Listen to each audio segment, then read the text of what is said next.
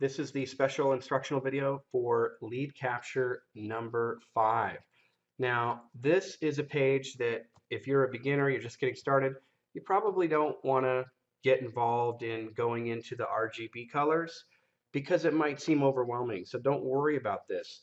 If you're watching this video and you decide you want to watch it all the way through and see how I do certain things, just remember this is only for people that really want to go in and change these colors of this page. You'll probably never have to do this, but I know there's some of you that really want to be able to have complete control over the entire page, all the colors, everything like that.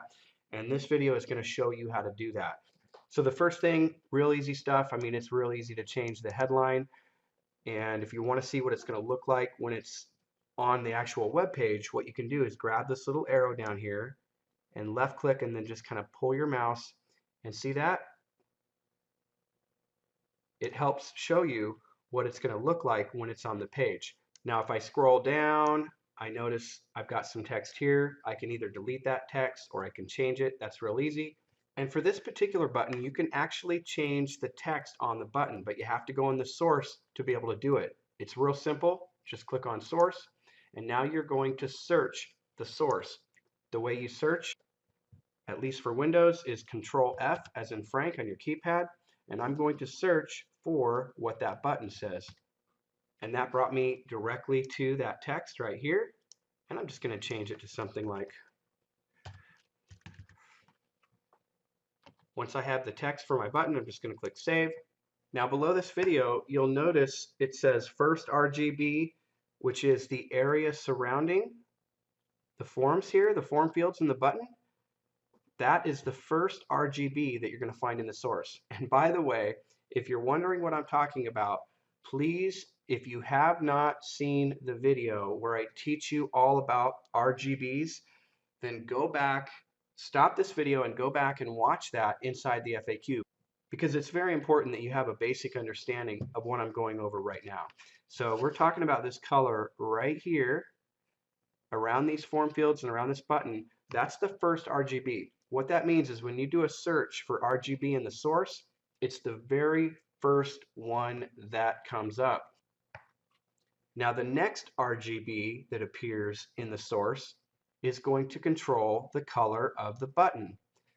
The following RGB after that one is going to control the color of the button when you roll over it.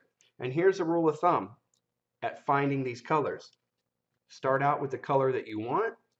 The next color is going to be a little bit darker, and then the third color is going to be even darker than that. So I'm going to do this really quick so you could see how I would do this if I was working on this page. So the first thing I would do is I would come to this page right here. Now there's a link to this page from the video in the FAQ section, and there may be a link to this page below this video. All I'm going to do is I'm going to pick a color that I'm going to work with. So let's say that my lead capture page has the main color as green. I want to have it be a green theme. So what I'm going to do is I'm going to start out finding my first color of green. Okay, now that's pretty good. So what I would do is I would actually write those numbers down really quick, and you'll notice here RGB. So I'm going to write these down: 132, 238, and then 132.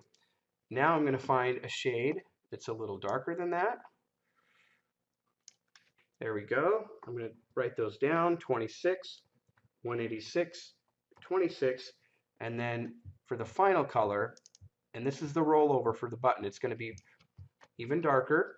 Those numbers are 10, 81, and 10.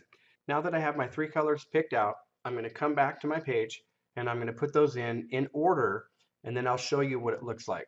So I'm going to click on source, and then what I'm going to do is I'm going to do a search for the letters RGB. So do you see that? It highlighted the RGB that's closest to the top, and that's the first one, and I've already got my numbers for that, so I'm just going to punch those in real quick. Now that I have the numbers in for the first RGB, if you'll notice down here, this allows me to search for the next RGB down the list. And there it is right there. And so as a reminder, this particular RGB is going to be the color of the submit button. And once again, I've already got that from a few minutes ago.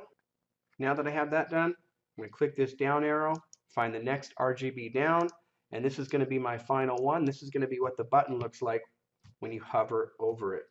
I should say the color. So here we go.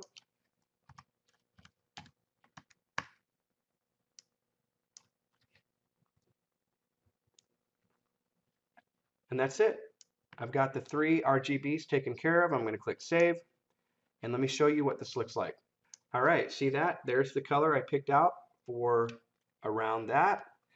And you'll notice that the button is that color, and then when I hover over it, it's that last color that I picked out.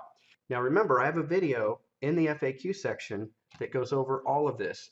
Now obviously, if I had a green theme like this, I would not leave the text that color. I would come back and I would highlight that text and I would make it green so it matched the rest of my theme here. All right, so if I go back to that page and I refresh, there you go.